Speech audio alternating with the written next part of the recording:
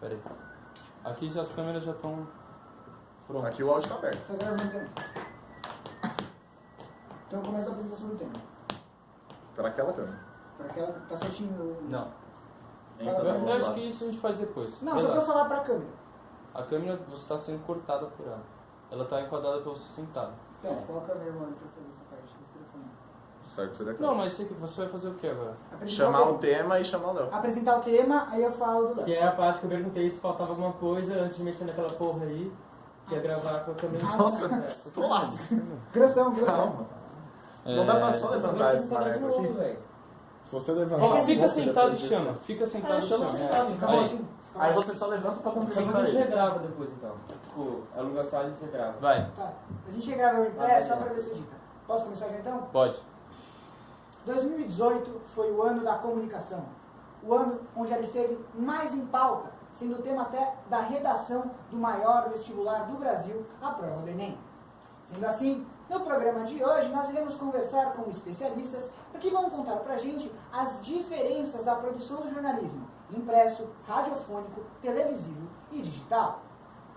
E para conversarmos um pouquinho com o nosso primeiro entrevistado, vamos conversar com ele, que é graduado em jornalismo pela Faculdade Casper Libero, foi locutor e apresentador da Rádio Gazeta AM, foi repórter do programa Vem Comigo na TV Gazeta, foi repórter da Rádio Jovem Pan, narrador esportivo da Rádio ABC, assistente de produção do programa Bem-Estar da Rede Globo e atualmente é narrador esportivo da Nova Difusora de Osasco e coordenador de produção da Rádio Gazeta AM de São Paulo. Quem é ele, Vitor? É ele, Leonardo Levati! Aí, obrigado, hein? Confortável? Demais, todo. Tá um luxo isso aqui, tá um luxo. Então vamos lá, o que te motivou a sair da Rede Globo e você voltar para as ondas do Rádio AM? Antes de eu responder essa, só para eu combater fake news, a informação está muito bem apurada, só tem um ponto aí que eu narrava na difusora de Osasco, já não narro faz algum tempo por lá, mas em alguns lugares onde estão os resumos ainda consta que eu estou narrando, portanto, há uma meia-culpa aí da rede, mas eu já não estou mais na difusora de Osasco, uma emissora que me deu as primeiras oportunidades para narração. Bom, a tua pergunta é bem provocativa no bom sentido do termo, né? O que é que faz eu sair da Rede Globo, volto para a Fundação Casper Libero na condição de coordenador da Rádio Gazeta? Eu não costumo vincular a minha caminhada a rótulo, a placa. Então, eu não tinha, pelo único motivo de estar na Globo, a razão de seguir lá ad eterno. Sempre trabalhei bem lá, sempre gostei muito do ambiente, sempre fui bem tratado, bem recebido e estava com uma caminhada bem bacana. Sou extremamente grato à Rede Globo de televisão. Mas eu enxerguei mais propósito na proposta que apareceu aqui de reestruturar a Rádio Gazeta AM, tentando trazer cada vez mais os alunos da Casper, pensando num caminho, num caminhar, num passo a passo, num plano de carreira do colaborador. E não me arrependo em nenhum momento do que fiz, porque cresci muito, aprendi muito, continuo aprendendo. E hoje eu vejo minha vida profissional com muito mais propósito. E isso em nenhuma medida esvazia o ciclo da Globo, pelo contrário. Eu só voltei para cá em função do que eu vivi lá. Inclusive mantenho amizade, saio com a porta aberta, tenho contatos lá ainda e grandes amigos. Agora vamos olhar para aquela câmera ali, porque vamos começar um quadro especial agora. Vem de Zap! Léo, esse quadro aqui a gente dá a oportunidade dos nossos telespectadores de eles mandarem umas perguntas para você, mandarem aí alguns questionamentos para você, do que você acha. Vamos ver então quem está por aí?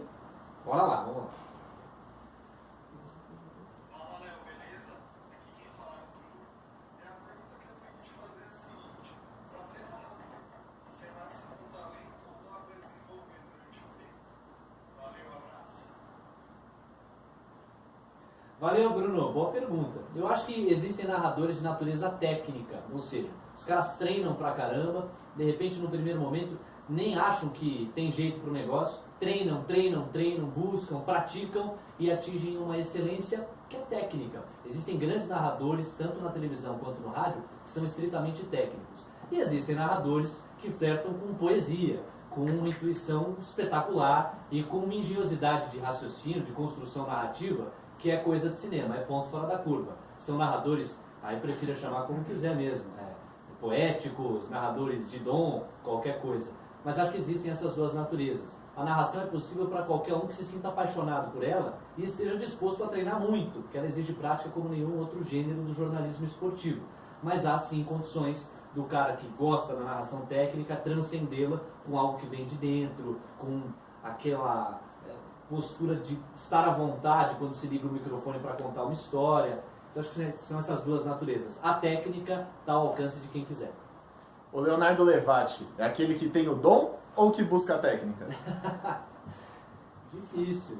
É difícil você falar de você mesmo. Falar, não, eu tenho o dom. Não vou falar que tenho o dom, vou falar que eu tive todas as condições para me desenvolver, tive e tenho uma família maravilhosa que me deu todas as condições. Tive a oportunidade de estudar numa faculdade como a Casper, tive a oportunidade de ser abraçado pelos relacionamentos que eu cultivei no rádio e na televisão, tive a oportunidade de arriscar, de tentar, de eventualmente escorregar, de me aperfeiçoar, de lutar o tempo todo. E em função disso, eu me considero um narrador que equilibra técnica e poesia. Eu prefiro ali o meio termo. Mas falar que eu tenho o dom, eu prefiro falar que eu tenho o esforço e que eu sinto um prazer descomunal em narrar esportes no geral. E ó, vamos olhar para aquela câmera de novo, porque a nossa produção recebeu mais uma pergunta de um cara que eu acho que você conhece. Conheço, né? Quero ver.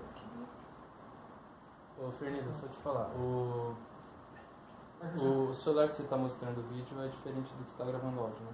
É, Tá, gosto tá. disso. Eu não sei se eu quebrei você no negócio da fake news que eu brinquei. Não, Quer não. que eu fazer a entrada? Não precisa, é porque... Eu sei, desse resumo aí todo mundo Ele pega. pegou, não, não tem. o narrador Você acha da- que precisa? Ah, Você não. quer? Depois no final vocês querem gravar uma nova versão? Pode ser. É uma opção de edição que vocês têm. Sim. Tá. Vamos lá, deixa eu ver o que o Gui Colur. Fala, Léo, prazer falar com você. Uma pergunta aqui, sim, é um cara experiente, você sabe que eu sou seu fã. Eu queria saber basicamente qual a diferença que você vê entre a rádio e a televisão, baseado na sua experiência na TV Globo, na Rádio Gazeta, etc, etc.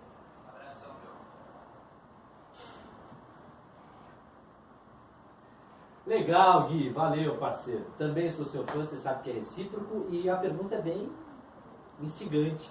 É claro que quando a gente pensa na natureza da plataforma, o rádio ele tem como norte o som, ele é um veículo de natureza sonora e a televisão tem o suporte da imagem. É muito raro você ver uma produção televisiva que use o suporte da imagem com a devida inteligência. Geralmente o texto é praticamente redundante em relação à imagem. Então, são poucos os produtos que têm a inteligência, o cuidado, a sofisticação que o texto televisivo exige. Acho que essa é a principal diferença. Alguns poderão dizer, Léo, mas o rádio hoje é feito também com imagem, e bota imagem nisso. É uma verdade. Dá murro em ponta de faca, não querer admitir que o rádio exige sim imagem hoje em dia. No entanto, a imagem no rádio ela é quase metalinguística. É o rádio mostrando ele mesmo. Então o cara está falando e a câmera mostra ele falando. Na televisão, o cara vai falar em cima de algum objeto, em cima de alguma outra cena. E o texto que for inteligente vai conversar e se complementar com essa imagem. Então são naturezas distintas. Eu acho que cabe o adendo, uma observação de que o espírito que guia a comunicação, não hoje, mas já há algum tempo, é o espírito multiplataforma e transmediático. Então o conteúdo que tiver resiliência para transitar em diferentes plataformas, trazendo uma experiência adequada para o público, é aquele que vai ser campeão. Então, antes de pensar rádio e televisão, o comunicador de hoje, do futuro, ele precisa pensar transmídia e multiplataforma. Vamos de VendeQuest? Léo, nesse momento do programa, a gente vai questionar você sobre algumas coisas que estão relacionadas ao tema de hoje. O tema de hoje, então, a diferença de produção jornalística no impresso, no digital, no radiofônico e no televisivo. Tá. Como a produção de jornalismo no rádio mudou ao longo desses anos, falando especificamente de rádio? Olha, sinceramente, há uma essência que independe da plataforma quando a gente fala de jornalismo. A busca pelas melhores fontes, a busca por personagens que humanizem uma abordagem, um recorte, a busca por uma pluralidade de visões para você relativizar um fato, em vez de, como um militante, dizer o que é verdade e o que é mentira. Isso independe da plataforma. O bom jornalismo, ele convida a refletir, convida a pensar e faz isso de uma maneira narrativamente inteligente. Então começaria daí o raciocínio. Agora o que vai mudar é que a natureza de cada plataforma vai exigir uma necessidade diferente. Então uma matéria jornalística adequada para a televisão é aquela que vai mesclar com boas imagens um texto complementar. É assim como no rádio, se o primeiro plano, o plano norteador do rádio é o som, uma boa matéria de radiojornalismo vai ser aquela que tiver a captação mais adequada, que conseguir trazer polifonia, entre outros pontos. Você se refere a mudanças pelas quais o radiojornalismo mudou. Eu acho que a principal mudança é a operacional. Primeiro, em dois tempos aqui de resposta. Primeiro, porque o cara que vai fazer a matéria hoje, ele tem que ir multiplataforma. Ele não vai só com o gravador. Ele vai com o celular, e depois ele faz vídeo, ele faz uma videochamada, ele pensa na resiliência daquele conteúdo que ele está produzindo. Mas segundo, e esse é o mais dramático, porque há uma redução incontestável em todos os veículos de comunicação, na comunicação como um todo. Então o cara antes, pensando em televisão, que eu sei que já você vai me perguntar, mas o repórter ele tinha um produtor com ele tinha o cara da luz, ele tinha um auxiliar técnico. Tem um grande amigo aqui, que não vou citar o nome para preservá-lo, mas ele está numa emissora em que ele vai até o CT, ele arma a câmera, ele no tripé, ele capta, ele aperta o botão, ele vai para frente da câmera, ele termina o VT, dá um tempo, vai lá, para a câmera, confere o áudio e ele dirige para voltar para a emissora. Então, eu acho que esse é o grande drama. Acho que o que mais mudou, acentuosamente nos últimos tempos, é que você tem um enxugamento, uma exigente polivalência por parte desse contador de histórias, desse repórter, e uma necessidade muito grande de estar motivado e de querer mesmo o jornalismo. O jornalismo definitivamente não é para aventureiros. Ou você é um apaixonado pelo negócio, se arrepia quando faz o negócio, ou não tem como você ficar. É uma área que costuma ser ingrata com quem não está 100% apaixonada por ela.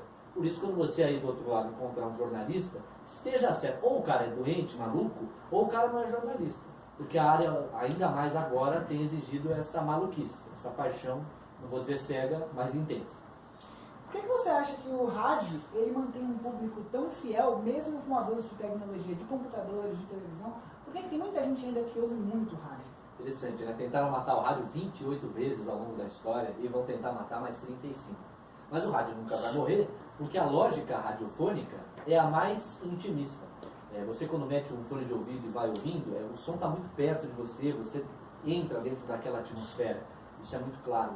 Tanto é que várias emissoras de rádio de linhagem musical estão valorizando mais o locutor e valorizando mais a produção de conteúdo. Então quando você pega o seu Deezer, o seu Spotify, ou qualquer que seja, o seu agregador, a sua plataforma musical, e monta a sua playlist. Se você quiser ouvir música, você pode montar a sua programação. Mas se você quiser companhia, se você quiser o companheirismo mesmo do rádio, se você quiser saber as informações do trânsito quando você está no carro, se você quiser saber as notícias do Brasil e do mundo, ou mesmo que você opte por uma emissora que toque música, mas você quer um companheiro ali do outro lado, um amigo locutor, uma amiga locutora, uma nota aqui, um destaque do mundo do entretenimento, uma reflexão ali do jornalismo, isso o rádio ainda te dá. E só ele, rádio, te dá. Então é uma lógica que não vai morrer nunca. A gente sempre precisa estar vinculado a algum comunicador que a gente admire, ou alguma lógica programática, alguma programação que nos preencha. A lógica radiofônica é a mais intimista possível, porque o rádio é o mais capilar dos meios. Eu lembro quando eu fui